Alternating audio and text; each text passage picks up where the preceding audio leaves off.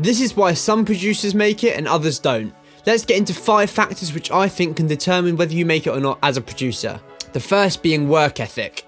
Look, it's obvious, but to make it as a producer, you've got to work hard.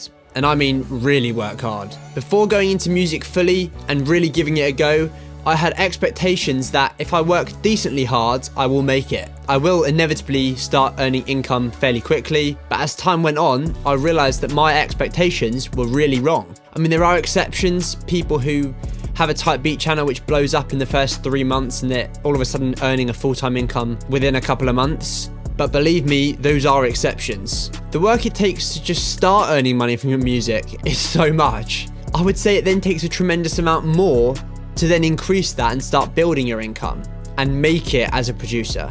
That's when your work ethic is really tested. And that's what can really separate those who make it and those who don't. The consistent, continuous amount of hard work that you have to put in before you're making any sort of real money. Working hard when things are good is great, but it doesn't mean much if you chuck in the towel as soon as it gets tough. As a producer, you've got to be prepared to work really hard and see little reward financially. And a lot of producers will stop at this point when they realize that, and that's fair enough. There's no shame in that. But I imagine if you're watching this video, it's because you want to try and make it as a producer. And if you want to do that, you've got to keep plugging away during those tough times. And the reason why I keep putting make it in quotation marks is because that's kind of an arbitrary term. But for the sake of this video, I guess it's being able to be a full-time producer and making enough money to live off from your music. What also determines whether producers make it or not is their application. Basically, how well they apply what they learn into what they do in their music.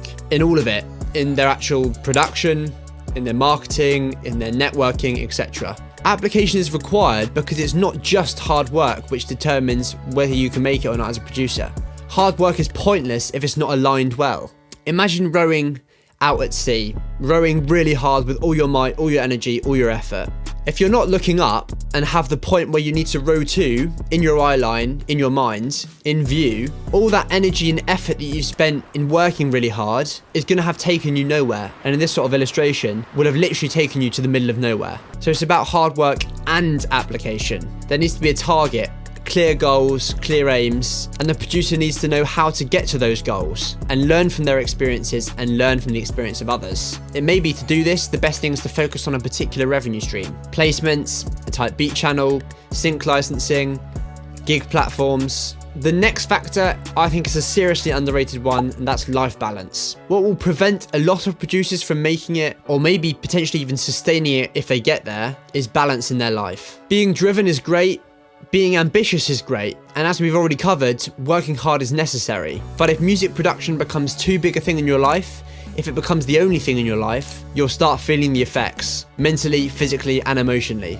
I've seen producers burn out because they're obsessed with making it, grinding 24/7, thinking that taking a break is somehow a sign of weakness. But the truth is, if you're constantly overworked, uninspired, and exhausted, your creativity suffers, your music suffers, your entire journey as a producer suffers. Having balance doesn't mean slacking off. It means knowing when to step away for a bit so that you know when you come back, you'll be refreshed and ready to go. It means maintaining relationships, taking care of your health, and not letting your entire identity be wrapped up in how many beats you sell, how many placements you get, how much money you make. Some of the most successful producers out there will know how to pace themselves. They put in work, but they know that longevity comes also from balance, not just grinding endlessly. So don't be afraid to take a break when you need it. Work hard, yes, but also live your life. That's how you make it and then stay in the game long term.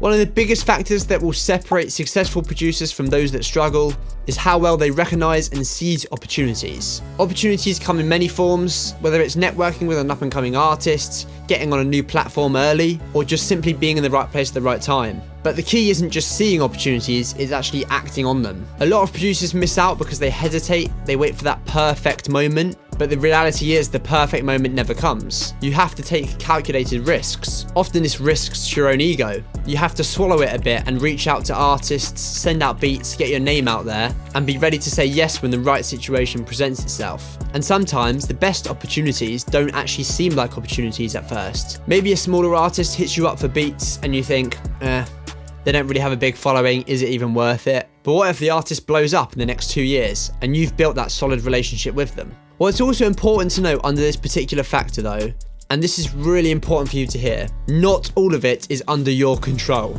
You can't control all the opportunities that come your way. Sometimes things are provided to you, sometimes they're not. And that's something we have to get comfortable with. Of course, you can create some of your own opportunities, and as I said, by doing things like reaching out to people and brands and artists, but not all of it is a result of what you do. So stay aware, be proactive, and when the door opens, if it opens, act on it. The final factor which I think can determine whether a producer makes it or not is their ability to adapt. The music industry is always changing. The way people consume music, the platforms they use, the trends in production, it's all evolving constantly. What worked 5 years ago might not work now, and what works now might not work in 5 years. So if you're not willing to adapt, you'll get left behind. Look at the producer world, it's changed so much in the last 10 years. AI tools are changing how beats are made, labels are scouting producers and artists differently now, hit songs are made differently to how they were. If you're stuck in one way of doing things and refuse to adjust, you're making it a lot harder for yourself. Adapting doesn't mean chasing every new trend blindly, it means staying informed, testing new approaches, and being willing to pivot when necessary. Maybe your type beat channel isn't getting the traction it used to, so you start focusing on exclusive production for artists, or you change the type beat keywords that you were using. Maybe placements aren't coming in, so you shift to sync licensing. The producers who thrive are the ones who recognize when something isn't working and aren't afraid to switch it up. So in summary, hard work and talent and application are important, but you've got to have balance in your life, and you've got to have an ability to switch things up. So be flexible, open-minded, and willing to learn. Thank you so much for watching. If this video was helpful, please like and subscribe, that would mean so much. And feel free to join the producer Discord. First link in the description. That's a great place to be as a producer. I'll see you in the next video.